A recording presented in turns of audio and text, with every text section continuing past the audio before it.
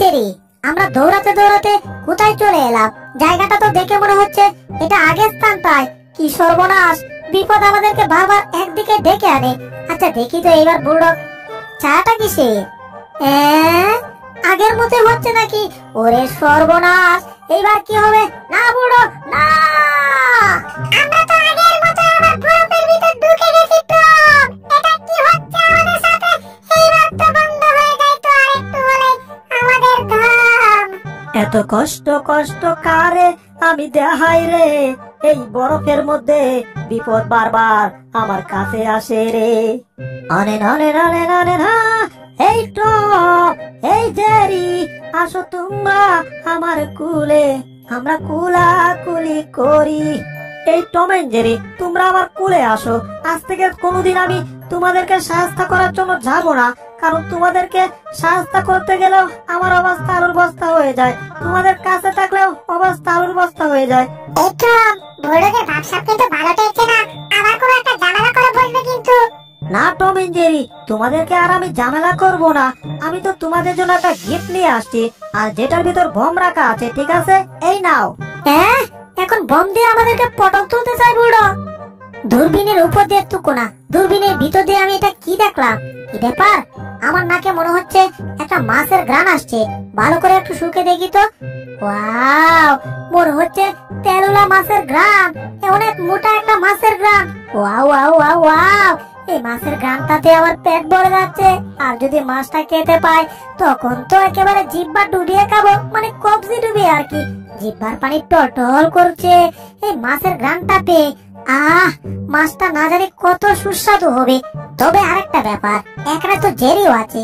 এই মাছের সাথে যদি আমি জেরিকে রান্না করে খাই, ধরেন একটা কাঠির ভিতরে মাছটা ভরলাম, তারপর মাছটাকে ঘোরাচ্ছি, আর নিচে হচ্ছে আগুন মাছটাকে পুরো খাওয়ার জন্য। এখন আমি কল্পনাতে ওই মোটা মাছটাকে আগুনের উপর পুড়তেছি,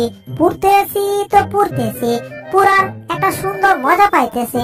আর সেই মাছটার সাথে ইঁদুরটাকেও পুড়তেছি। মাছ আর ইঁদুর পুড়ে খাওয়ার মজাই আলাদা। এটা ভাবতে না জানি আমার জিহ্বার পানি কেন টটর টটর করছে। ও, আজকে তো হেভি মজা হবে। তাহলে আর বসে আছি কেন, মাছটাকে এখনই খেয়ে ফেলি। ওয়াও, কত মোটা মাছ! ধুম করে একটা কামড় দেবো মাছের উপরে। কিরে, এ তো আমার লেজ ছিল। ওরে সর্বনাশ, মাছ দেবে আমি আমার লেজ খেয়ে ফেলেছি। ওরে বাবা, চিৎকার দিয়ে তো আমি আকাশে উঠে গেছি। হায় হায়, কোথায় পড়ছি? নিচে তো আমার হাতে করা গর্ত। ওরে না, এই বরফ পানিতে পড়ে গেছি রে বাবা। কি ঠান্ডা পানি রে বাবা। ইঁদুরটা মাছটা নিয়ে চলে যাচ্ছে নাকি? কি সুন্দর এক মাছ পাইছি, মাছটাকে মজা করে খাবো আমি। যাই, তাড়াতাড়ি মাছটাকে নিয়ে রান্না করে। এটা কি হলো? বুঝলাম না, আমার মাথায় আবার বরফ দিয়ে মারলো কে?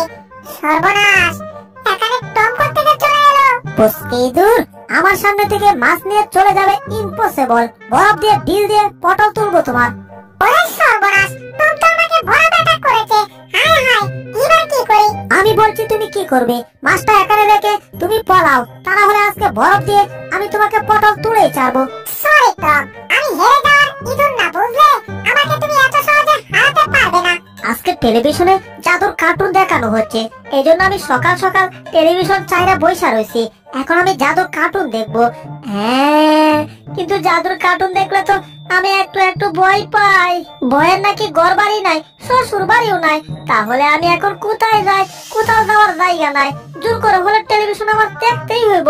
সুপ্রিয় দর্শক বিন্দুগণ, এখন আমার হাতে যে জিনিসটা দেখতে পাচ্ছেন, এটা হচ্ছে জাদুর জিনিস। আর এই জাদুর জিনিসটা যদি কোনো একটা বিড়াল একাধারে 5 মিনিট চেয়ে দেখে, তাহলে সে জাদুর জগতে বন্দী হয়ে যাবে। এই যা, এই তো দেখি বিড়ালদের পিছে লাগছে। আর কি তা কইতাছে, এটা নাকি 5 মিনিট দেখলে কন্ট্রোলে চলে আসবে। আমি তো 5 মিনিট না 7 মিনিট হয়ে গেছি। আমি তো কোনো জাদুর কন্ট্রোলে যাই নাই। বুয়া জাদুকর, এসব জাদু আমি বিশ্বাস করি না। সুপ্রিয় বিলাইগণ, আমি জানি আপনারা বিশ্বাস করবেন না, কিন্তু আপনাদের বিশ্বাস করতে হবে। আমি এখন গণনা করছি, শুরু হয়ে যাবে। 1 2 3 4 5 6। শুরু হয়ে গেছে মনে করুন। কি ব্যাপার, আমার শরীরটা এমন করতেছে কেন? কিছুই তো বুঝতাছি না। আপনারা কিছুই বুঝবেন না, কারণ বুঝার আগে আমি কামনা সাইরা লাইছি, আপনাগো জাদুর জগতে বন্দি কইরা লাইছি।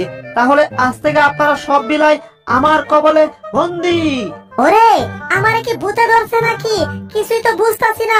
ও ও ওরে আমি লাফ দিয়ে কোথায় পড়ে গেলাম রে? মনে হচ্ছে কোন একটা খেলনার বাক্সের ভিতরে আমি পড়ে গেছি। বুঝলাম না, আমি কি পুতুল হয়ে গেছি? আমি তো এখন নড়াচড়া কিছু করতে পারতাছি না, শুধু বুঝতে পারতাছি যে কি হচ্ছে আমার সাথে। আরে বাবা, ওই টেলিভিশন থেকে কি করে আমাকে জাদু করলো? আমি তো কিছুই বুঝতাছি না। আমি কেমন জানি ভূতের মতো হয়ে গেছি। মনে হচ্ছে ভূতের 14 গোষ্ঠী আমার ভিতরে ঢুকে গেছে। সুপ্রিয় দর্শক বিন্দু, আমার কাজ ছিল একটা বিড়ালকে আমাদের আমাদের চ্যানেলে নতুন হয়ে থাকলে ভিডিওতে লাইক করে দিও, আমার চ্যানেলটাকে একটা সাবস্ক্রাইব করে দিও। আর পাশে থাকা নোটিফিকেশনটা অন করে দিও, তাহলে নতুন ভিডিও দেওয়ার সাথে সাথে পেয়ে যাবেন। ধন্যবাদ।